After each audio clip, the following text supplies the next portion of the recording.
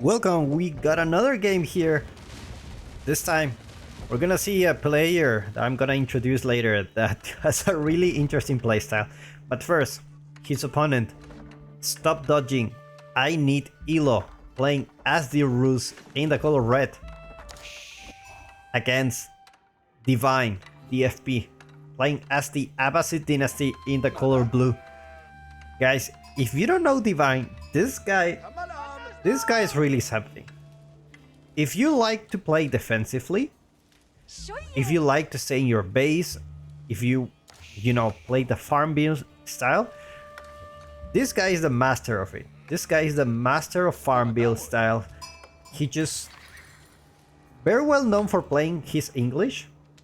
His style is just basically stay at your base, 2TC, White Tower, Berkshire, everything in one place, and it's just amazing. And he managed to pull it off. I mean, he's a really good player. He's like in top 10 or top 20 if I remember right. So I'm really curious to see what's his approach when playing with the Abbasid Dynasty. Like, is it only because he plays English he plays like that? Or is it because, that's the way I like to play? And recently I've been playing with China a lot. I went from different civilizations like over the course of my time playing Age of Empires 4. I start with the Mongols, then I play with China. Obviously, when I start playing the games, Mongols and China wasn't the wisest choice, if you know what I mean. Then I went back and I chose the Ottomans. I had a very decent results. And then I changed to English, and the English was giving like good results, but I really didn't like the English.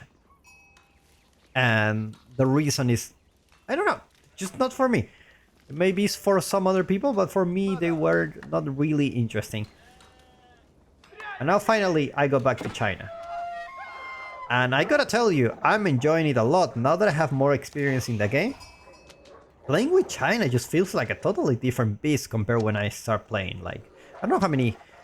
It's been almost a year since I started playing this game. And playing with China now, I really like it. And I really like to stay in my base. I really like to boom. And this is one of China's victory conditions, just because they have better economy. The longer the game goes, the better it is for you, right? So I really enjoy it. And I really enjoyed that kind of playstyle. Hopefully... you find your own playstyle, and this is what Divine is about. It's about finding his own playstyle, and just go for it. I love that thing about Age of Empires 4. Different people, different ways of playing the game, even with the same civilization, can be a totally different experience.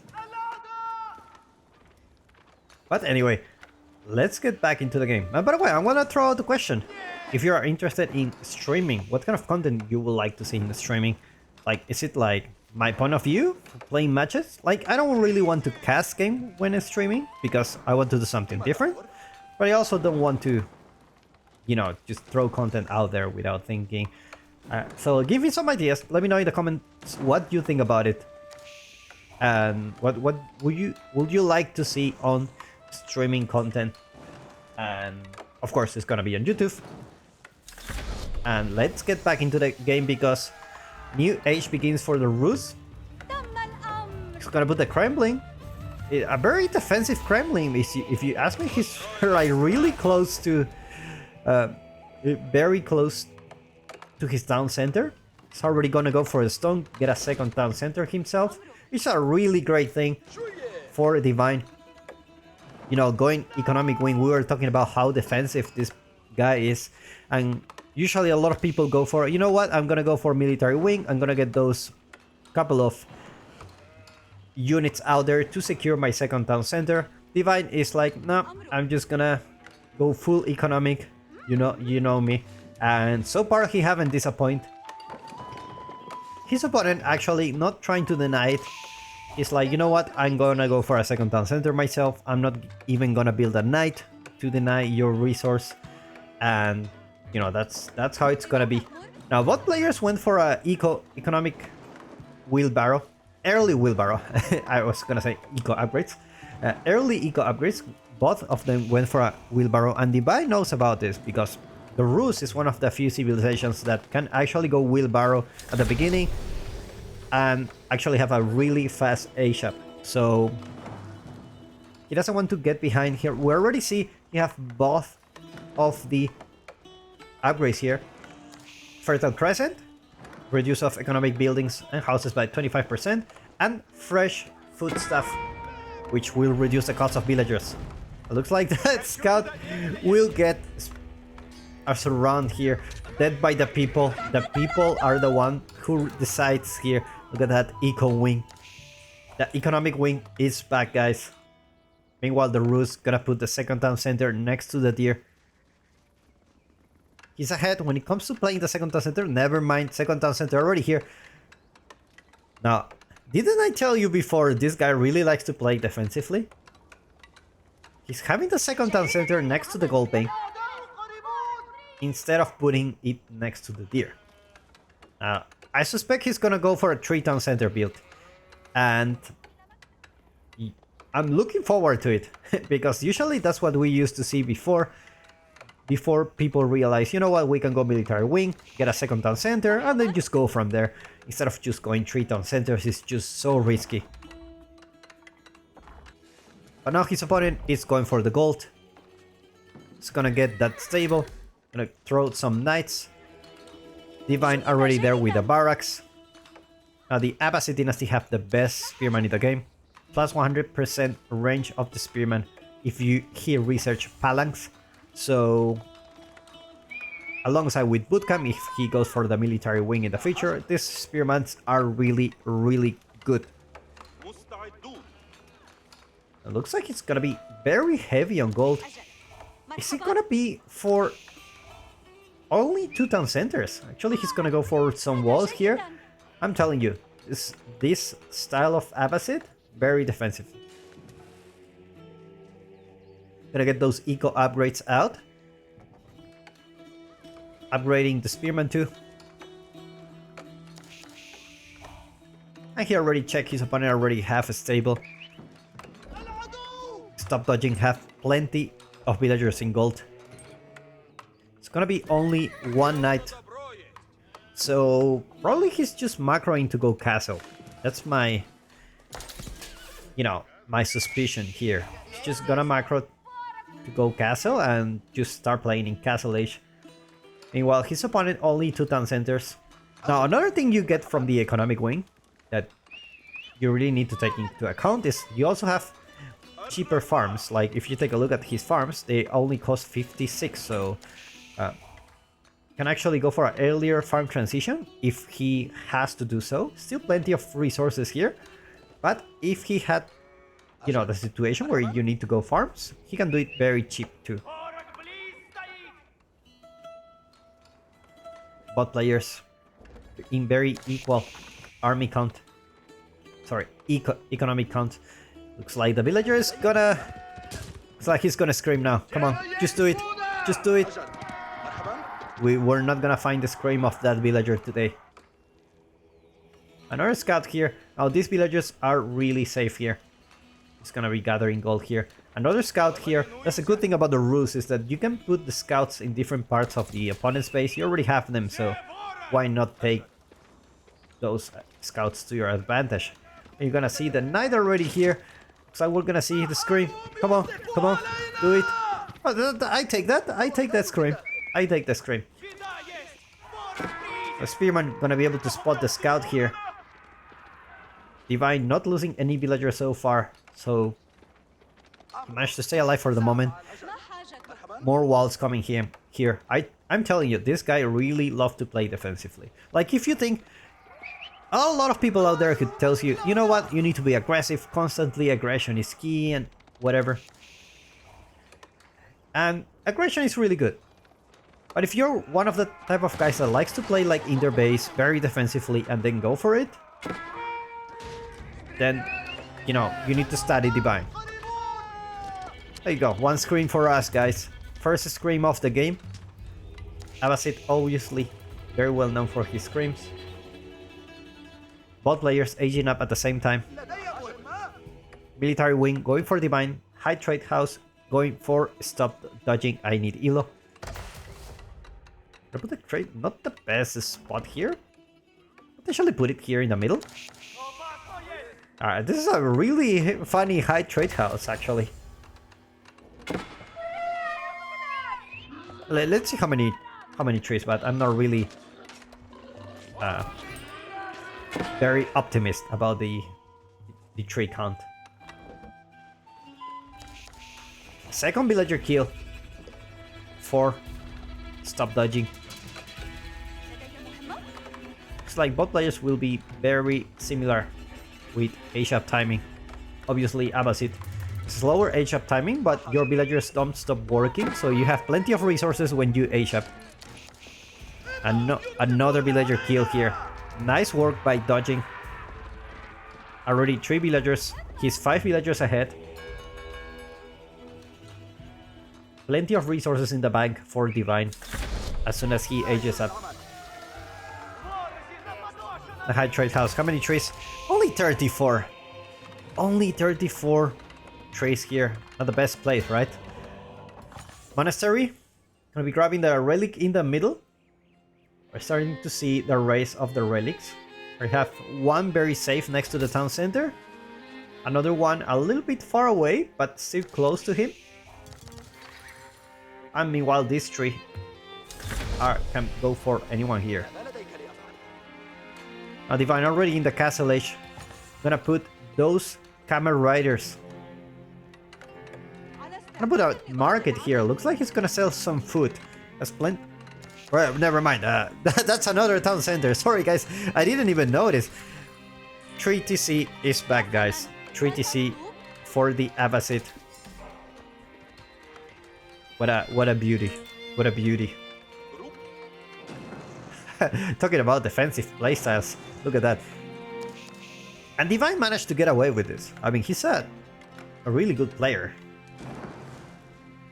If he has something that this guy needs, it's Elo. And, you know, stop dodging, also a very good player. Conquer 3. I think it's like 1.8k Elo, if I'm not mistaken. A Divine is like over 2k, so still some difference between those two guys. Now the horse archers are coming here.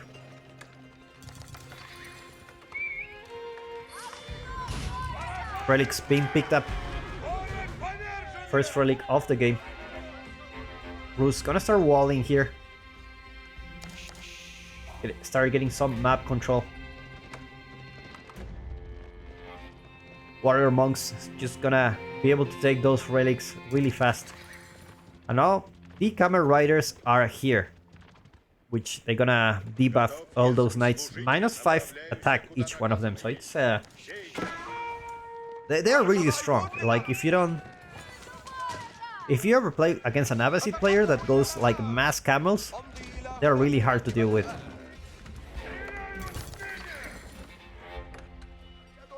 Let's take a look at Divine Space. Starting to get those blacksmith upgrades. Gold is not exactly the thing he has here. I wonder where he's gonna get the gold now. Has plenty of gold in the bank, but nowhere near. Never mind, it's here. Camel's gonna get spotted here. Military numbers looking really good for the Rus, especially with those horse archers. They actually have a lot of damage. Oh, 12 damage plus 2 range attack, so it's they're really scary actually. They're really scary. I believe they're even stronger than the Mangodai. The only disadvantage is that they cannot attack while running. But you know, who needs that when you can just attack and, you know, do plenty of damage. Another tower here. Let's take a look at Divine's vision. He's only in his base. That's the only thing he cares. And looks like the horse archers will meet their nemesis, the wall. Call the captain here. Let's torch this wall. No worries, guys. Trust me. And actually, they're doing a pretty decent job. One arrow at a time. The wall, it's going down, and he's not gonna be able to repair it. Meanwhile, crossbows and spearman out for Divine with a mix of Gulams. Should be able to deal with this quite well, but the Roos are gonna be able to kite this. Look at that. Just kite and boop, boop. And just like that, spearmen are just gonna run for eternity and won't be able to get any damage here. Outpost gonna get fortified here. Here we have Springle in placement, so looks like the horse archers are gonna find another way to enter the base. Here, still very open for Divine.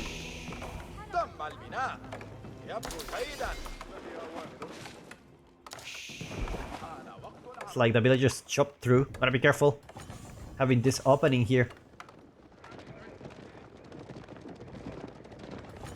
Looks like the Roos will just patrol with his horse archers. Looks like he's macroing for going Imperial, actually. Like, okay, you stay in your base, I go Imperial. That's really interesting. Siege Workshop there for Divine. Although he can actually build those with the infantry he got if he wanted to, but looks like he's in a rush of getting those siege. And also, you know, you need the upgrades, for sure. You need those upgrades. Now, what is Divine's plan? He's not building military. Is he also trying to go Imperial? Farm transition is starting to happen. Looks like he's gonna wait for his farm transition.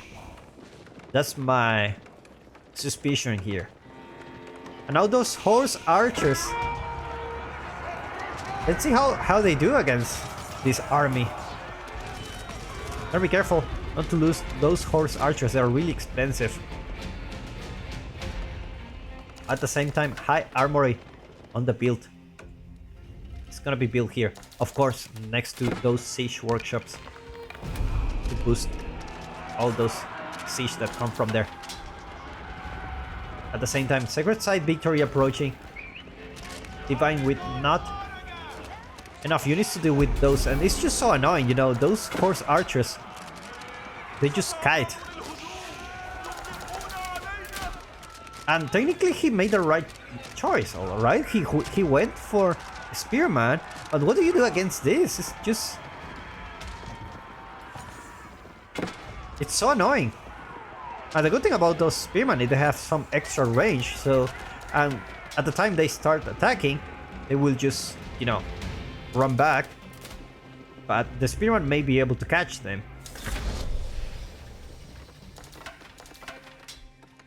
Stop dodging in the race to need Elo. Or we have a couple of siege workshops that are gonna research roll shutter triggers. You can also have unique upgrades for the Springles to get those extra tiles if he wishes to. And now he's gonna build Streltsy, actually. He's gonna add gunpowder into the mix. Divine no near aging up. He still needs some map control. He needs that stone. He needs that keep. And those knights are already here. Gonna be taking down those villagers. Still have a very decent villager count. Just needs a keep for now to stay alive and secure some resources because he's running out of gold in his base. Now it looks like the Divine is gonna go for it, but he's gonna find those Streltsy here. And actually Divine has a really decent army count. He's with 66. Now these are a lot of Spearmen too, so it's not exactly the most expensive unit. But 67 units, it's 67 units. It's not a number you should underestimate. And they can definitely do some damage here.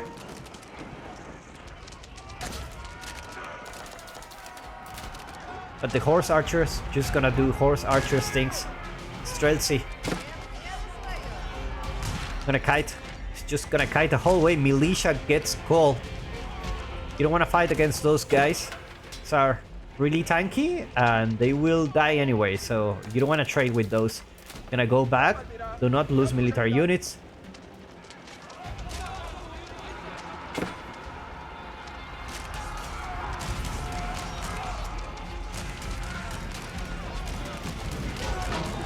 Now the Magonels. Exactly what the Rus needs. A couple of mangonels here to deal with those infantry. No sprinkles for Divine. Looks like he's losing his army mass. Divine backing away. Horseman archers just going for it. No elite upgrades yet for those horseman archers. A tower also built here. Trying to deny the stun in the front, but he still have plenty of stun in the back. At the same time, Culture Wing going for Divine. Gonna have those extra discount for... Gonna have Preservation of Knowledge. Gonna have Keeps Heal nearby units. And Imams can convert units without holding a relic. But can only target a single unit. That's actually pretty cool. Another thing I would love to see from Divine is getting those composite bows. It's such a good upgrade. 33% attack speed for those crossbows can really make a difference here. And now he's just waiting patiently to go for that Culture Wing. But the problem is he needs a lot of sprinkles, and those are really expensive. He's also mining stone here, but he's nowhere. Here, does he have a keep here? No keep inside of here. Let's take a look at his opponent. He's already going for it. Elite Horseman going for a raid here. Mangonel. Who needs rams when you can have mangonels shooting at things?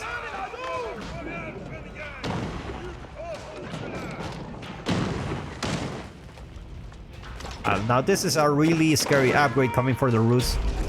They don't need to set up their keeps, their siege, sorry. New age begins for Divine.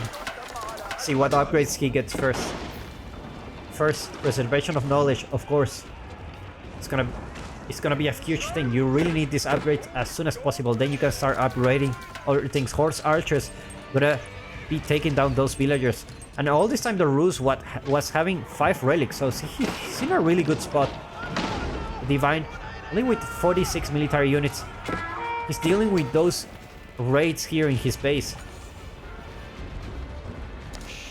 Rams are gonna be built here. Streltsy numbers, 42 actually.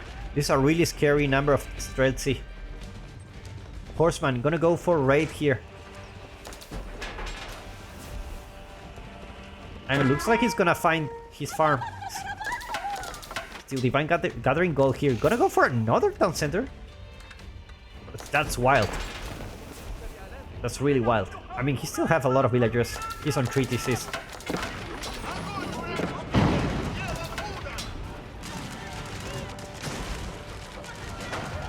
Now you have those culverins here to deal with those sprinkles or mangonels.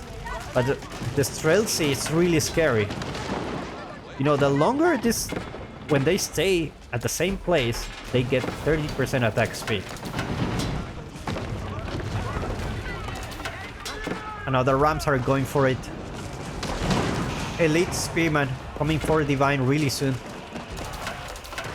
Also, some kind of hand cannoneers in the mix. Gonna be careful with those mangonels. Managed to take down those mangonels. Culverins doing a really good job. Looks like he took down all the sprinkles. Bot players left out without siege. But the Streltsy numbers are just really high here. And despite being like a... You know, against archers and crossbows, it's just not a good fight for Divine here. Spearman. Just continue to try to protect the city. Streltsys just taking down more Spearman, covering without any target, just focusing on those Streltsy. And at this point you need a Mangonel. There you go. A couple of Mangonels coming here. Now be careful not to lose this Mangonel. A couple of Mangonels can deal with this quite easily. First Mangonel out. Then be careful not to lose it. Those Streltsy actually can deal quite a fair amount of damage to those Mangonels.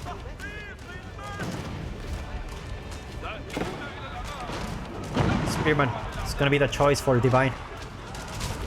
Magono goes down. Second Magono went out. Gonna attack. Should have attack immediately. But Divine taps out. Will play by both players. Interesting strategy coming from Divine, but looks like the Roos managed to pull it out. Hope you enjoyed this one. I'll see you in the next one.